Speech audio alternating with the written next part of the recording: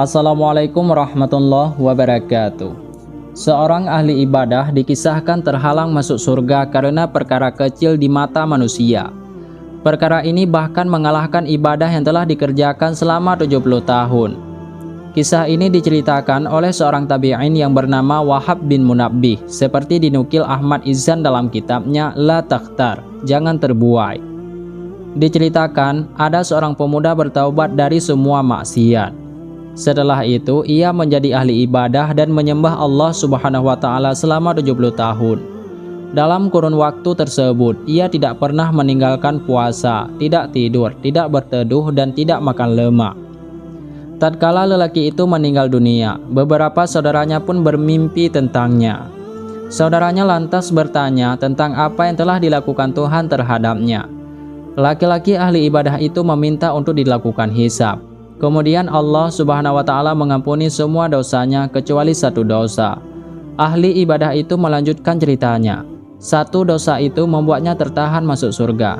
Dosa yang ia maksud adalah mengambil lidi untuk sebagai tusuk gigi tanpa seizin pemiliknya.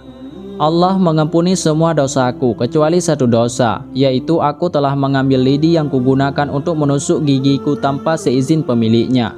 Karena itu di sini aku tertahan dari surga karenanya hingga sekarang ini, kata lelaki itu kepada saudaranya yang memimpikannya. Kisah tentang orang yang bertaubat lalu menjadi ahli ibadah, namun amal ibadahnya sia-sia juga dialami oleh seorang juru timbang. Al-Haris Al-Muhasibi menceritakan, ketika ahli ibadah itu meninggal dunia, beberapa sahabatnya bertemu dengannya lewat mimpi. Mereka menanyakan tentang apa yang telah Tuhan perbuat kepadanya. Si fulan itu menjawab, aku menghitung 15 kafis jenis takaran dari bermacam-macam biji-bijian. Lalu ditanya, mengapa demikian? Ia menjawab, aku tidak mempedulikan takaran yang kurang karena bercampur debu.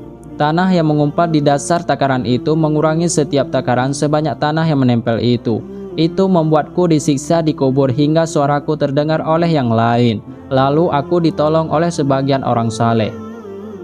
Rasulullah SAW dalam salah satu hadis pernah menceritakan tentang umatnya yang bangkrut pada hari kiamat.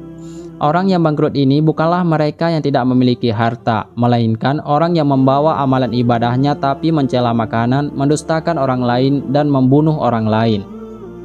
Hal tersebut dijelaskan Abdul Wahab Abdus Salam Tawilah dalam Al-Masih Al-Muntazar wa Nihayah Al-Alam dan diterjemah oleh Subhanur. Ia menukil sebuah riwayat yang berasal dari Abu Hurairah radhiyallahu an yang mengatakannya dari Nabi Shallallahu alaihi wasallam. Rasulullah Shallallahu alaihi wasallam bersabda, "Tahukah siapa orang yang bangkrut?" Mereka menjawab, "Orang yang bangkrut menurut kami adalah orang yang tidak punya dirham dan barang dagangan."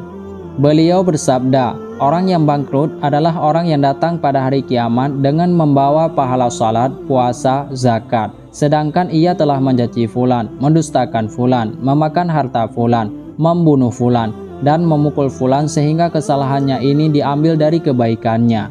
Doa ini diambil dari kebaikannya sehingga setelah kebaikannya habis sebelum diputuskan kepadanya.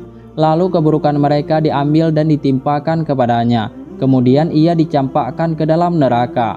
Hadis riwayat Muslim dan At-Tirmidzi. Wallahu a'lam bishawab.